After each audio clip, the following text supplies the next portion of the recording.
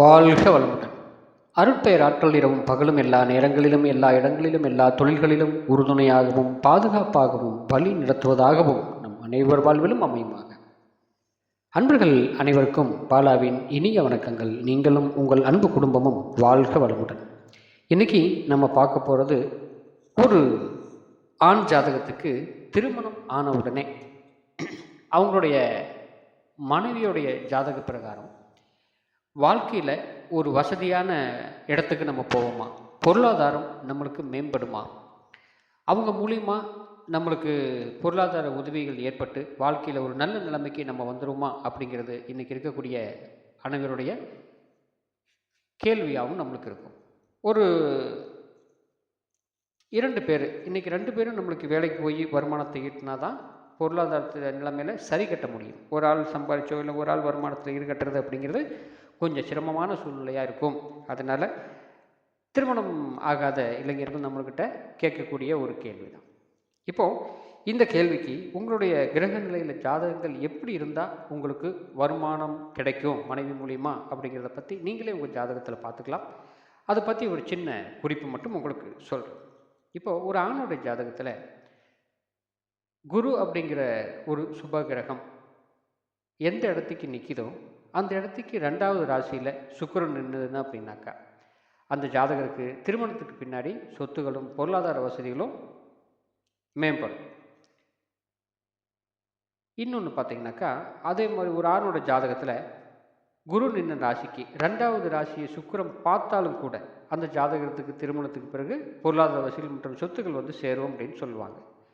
அந்த சொத்து மற்ற பொருளாதார வசதிகள் திருமணத்துக்கு பின் மனைவி மூலிமா அமைய கட்டாயம் வாய்ப்புண்டு. ஒருவரோட ஜனனகால ஜாதகத்தில் சனி சுக்கிரன் இல்லைன்னா சுக்கிரன் சனி இந்த மாதிரி சேர்க்கை பெற்றிருந்தது அப்படின்னாக்கா, அதாவது எப்படி சொல்லுவாங்கன்னா திரிகோணம் அப்படின்னு சொல்லுவாங்க ஜோதிடத்தில், 1, 5, 9 இருந்து அந்த அப்படி இருந்து நம்மளுக்கு தசாபுத்திகள் நடத்துச்சு அப்படின்னா கட்டாயம் அந்த ஜாதகர் மனைவி மூலிமா சொத்து மற்றும் வருமானத்தை எதிர்பார்ப்பார்னு சொல்லலாம்.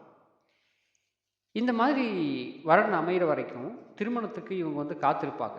பொருளாதாரத்தை எய்ம் பண்ணிங்க கொஞ்சம் வசதியான வாய்ப்பாக நம்மளுக்கு இருக்கணும், வசதியான பொண்ணு வேணும் அப்படின்னு சொல்லி பார்த்துருப்பாங்கன்னு சொல்லலாம்.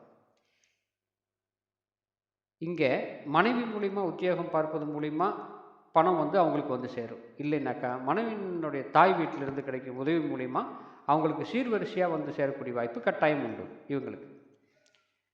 அதே போல் ஒரு ஆணுடைய ஜாதகத்தில் அல்லது பெண் ஜாதகத்தில் சந்திரன், நம்ம ராசி சொல்லுவோம் இல்லையா, சந்திரன் எந்த இடத்துக்கு நிற்கிதோ அந்த ராசிக்கு 12வது ராசியில் சனி நின்றுதுன்னு வச்சுங்களேன், கட்டாயம் அந்த ஜாதகங்களுக்கு சொத்து கிடைக்கும்.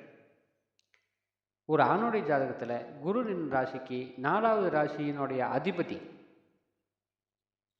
அதுபோக குரு நின்ற ராசிக்கு 7ஆம் ராசியுடைய, அதாவது 7ஆம் ராசிக்கிட்ட உள்ளே வந்து நின்னார் அப்படின்னாக்கா, குரு எந்த இடத்துக்கு நிற்கிதோ அந்த இடத்துக்கு எதாவது இடம் வீடு வண்டி வாகன யோகம் சொத்து சுகம் இதுக்கு சம்மந்தப்பட்ட 4ஆம் வீட்டுடைய ராசி அதிபதி குரு நின்று எந்த இடத்துக்கு நிற்கிறாப்படியோ அந்த இடத்துக்கு 7வது ராசியில் நேர் ஆப்போசிட்டு அமைஞ்சிட்டாருனாக்கா அந்த ஜாதகரோட 43வது வயசில் மனைவியோட சொத்து முழுசாக அவங்களுக்கு கிடைக்கக்கூடிய வாய்ப்பு நம்மளுக்கு முழுசாக உண்டு.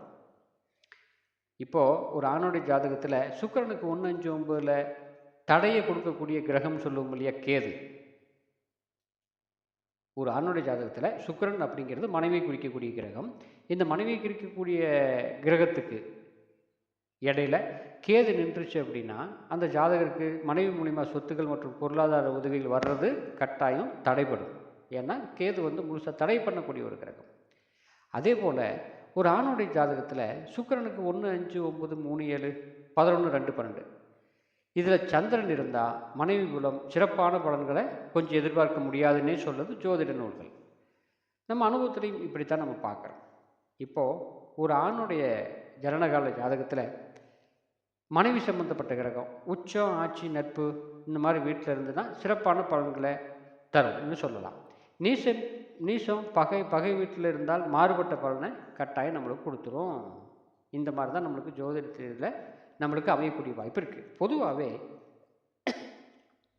இன்றைக்கி இருக்கக்கூடிய காலகட்டங்களில் ஒரு பொருளாதார வசதியை நம்மளுக்கு எதிர்பார்ப்பாங்க. சீர்வரிசை அப்படிங்கிறது முன்னாடி நம்மளுக்கு இல்லைனாலும் கூட இந்த சமயத்தில் நம்மளுக்கு இவ்வளோ வசதி இருக்குது, இந்த மாதிரி நமக்கு தொழில் பண்ணுறோம், பையன் ஒரு ஐடியில் நம்மளுக்கு 1,00,000 ரூபா 2,00,000 ரூபா சம்பளம் வாங்குறாங்க, வெளிநாட்டில் வேலை பார்க்குறாங்க, அதுக்கு ஈக்குவலான ஒரு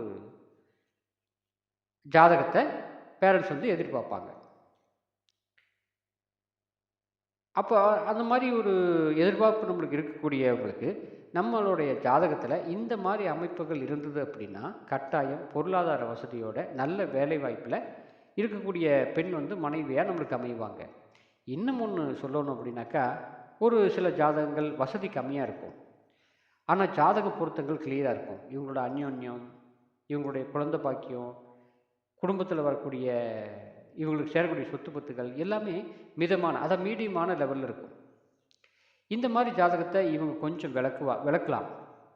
ஒரு சிலர் மட்டும், எல்லாரும் அப்படி சொல்லிட முடியாது, ஒரு சிலர் மட்டும் ஜாதகத்தை விளக்குறாங்க. அப்போ என்ன ஆகும் அப்படின்னாக்கா, அந்த பொருளாதார வசதியோடு எதிர்பார்த்து ஒரே நோக்கில் நமக்கு போகிறவங்களுக்கு சில பொருந்தாத ஜாதகங்கள், சில ஒரு சிக்கலை கொடுக்கக்கூடிய ஜாதகங்கள் நம்மளுக்கு வந்து சேரக்கூடிய வாய்ப்பு நம்மளுக்கு உண்டு.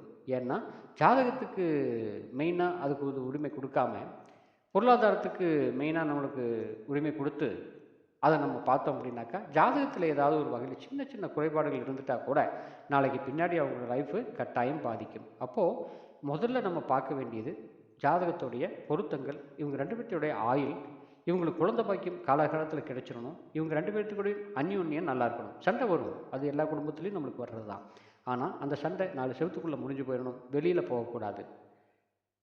அதே போல் இறுதி வரைக்கும் கணவன் மனைவியாக ஒத்துமையாக அந்த குடும்பம் வந்து வாழ்க்கையை கொண்டுட்டு போவாங்களாங்கிறத முதல்ல அந்த ஜாதகத்தை பார்த்துட்டு அதுக்கப்புறம் இந்த பொருளாதாரத்தை நம்ம எடுத்துக்கிறது என்னை பொறுத்த வரைக்கும் பெட்டர்னே தோணுது. ஏன்னா ஒரு பணம் காசு இருந்துட்டு ஏதோ ஒரு சின்ன சின்ன சண்டை சச்சரவோட மனஸ்தாபத்தில் வாழ்ந்து எந்தவித பிரயோஜனமும் நம்மளுக்கு இருக்காது. அதனால் முதல்ல நம்ம பார்க்குறது இவங்களோட அந்யோன்யம் எப்படி இருக்கும் அப்படின்னு சொல்கிறது, அதுக்கப்புறம் பொருளாதாரம். அந்த மாதிரி பார்த்துட்டோம் அப்படின்னா லைஃப்பில் பெருசாக ஒன்றும் அவங்கள பாதிக்காது. இன்றைக்கி நம்ம சேர்த்து வச்சுட்டு போயிடுறோம், அவங்க பின்னாடி காலத்தில் ஒரு விதமான கஷ்டங்களுக்கு ஆளாகும் போது யோசிக்க தோணும், கொஞ்சம் அவசரப்பட்டுட்டோமோ அப்படின்னு. அந்த மாதிரி யோசனை நம்மளுக்கு அவங்களுக்கு வராமல் இருக்கணும் அப்படின்னா நம்ம பார்க்கும்போது பேரண்ட்ஸை வந்து பார்க்கும்போது ஒரு அளவுக்கு மீடியமான அளவுக்கு இருந்தால் போதும். பணம் காசு அப்படிங்கிறது என்னைக்கு வேணாலும் அந்த அவங்களுடைய கிரக நிலை பொறுத்து வரலாம் அல்லது போயிடலாம்.